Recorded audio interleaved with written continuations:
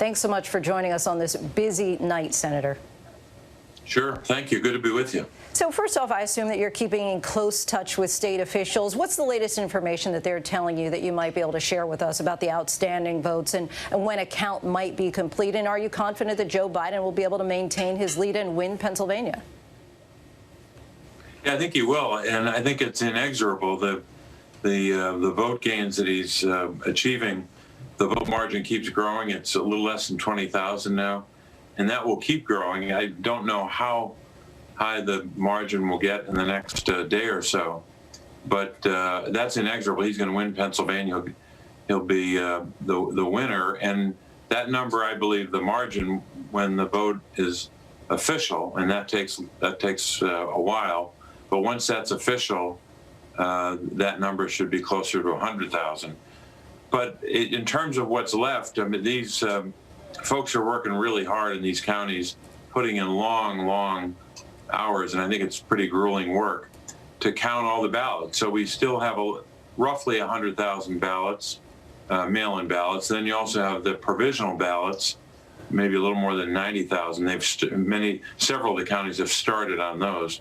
So there's still more counting to do, but maybe tomorrow's the day when there'll be enough that will have been counted and enough of a margin where we can begin to move to the next step in the process. But regardless of what the determination is made about calling an election, the voting or I should say the counting will continue until every vote is counted. Then you can certify the election. But it's a long process. A long process indeed, but you're thinking perhaps tomorrow we'll get a better sense. So some Republicans have suggested that ballots that were lawfully postmarked on Election Day or earlier and arrived after that date have been counted already as opposed to segregated. Is it your understanding that all of those ballots have not been counted yet?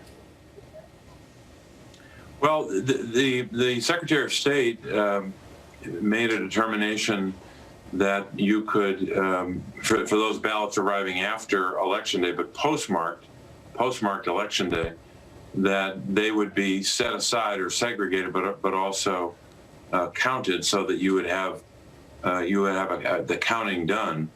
But I think that's in conformity or compliance with what the obligation of the state is. But I have to say that number, as much as there's attention paid to that number, the postmarked but received Wednesday, Thursday, Friday, and obviously that period has ended now. That's a relatively small number, probably less than 10,000 statewide. But I know there's a lot of attention paid because that's the nature of the litigation.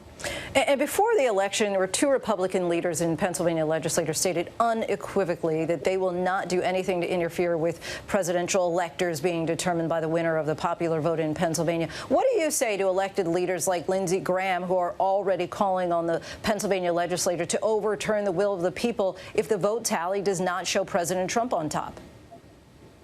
Well, Senator Graham should focus on the state he represents, South Carolina. He doesn't know anything about Pennsylvania. He shouldn't be weighing in on our election laws or anything else. Pennsylvania is going to count every ballot. We know how to conduct elections fairly and thoroughly, and are open to any scrutiny or inspection that anyone would pursue. But I don't think most Pennsylvanians really care what a politician in Washington is saying about our state. Our state's going to count all the ballots. And because of that counting, we know now that Joe Biden is not only in the lead, but that lead will continue to grow. And I think at some point, probably tomorrow, the lead will be beyond the requirement, the triggering number for a recount, which is 0.5%. I think his lead now is about 0.3%, but that he'll go beyond that. I don't know if it'll happen tonight or tomorrow, but once you get beyond that, and once the margin of victory gets beyond that, you're going to have a circumstance where it'll be even clearer that he's the winner. Now, pivoting away from election for a moment, the U.S. and Pennsylvania shattered single-day COVID case records this week, regardless of what happens with the race for the White House.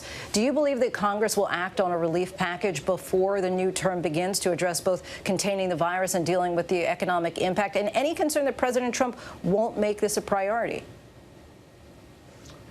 Well, the latter question is a real concern, because the president, even leading up to his election, didn't seem to prioritize the work that has to get done to urge the Congress to strike a deal on a relief bill, because I think it should be done, the work that has to get done that leads to a consensus and deal should be done right away. We should get this done in, I hope, late November, but certainly by early December. I realize that it's hazardous to guess, but that's what we should do. People who are unemployed need help. Small businesses need help. People that are hungry, food assistance. That's been a colossal failure this year by the Congress and by the administration.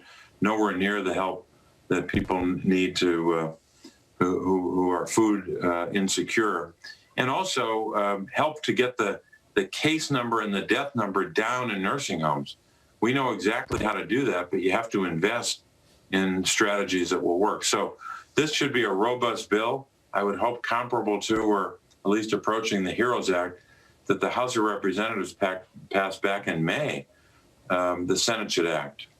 And lastly, it appears that Democrats have a tough road to take back the Senate. It could happen depending on the results of possibly 2 runoffs in Georgia. Democrats were expecting to win more seats and not lose seats in the House. What happened, and what lessons do you think that can be learned from the party going forward? I don't know the answer to that, only because I haven't really done a deep dive into those races. I was pretty focused on Pennsylvania in the presidential election. But I think when it's over, I think not only will I be analyzing this map behind me and some of the data for Pennsylvania, but I think both parties have some re-examination that has to happen after an election like this. We can both learn, I'm sure, from things that transpired in this election, but I can't give you a state-by-state analysis at this stage. Totally understand. All right. Thank you so much, Senator Casey. We really appreciate your time and joining us tonight. Thank you. Hi, everyone. George Stephanopoulos here. Thanks for checking out the ABC News YouTube channel. If you'd like to get more videos, show highlights, and watch live event coverage, click on the right over here to subscribe to our channel. And don't forget to download the ABC News app for breaking news alerts. Thanks for watching.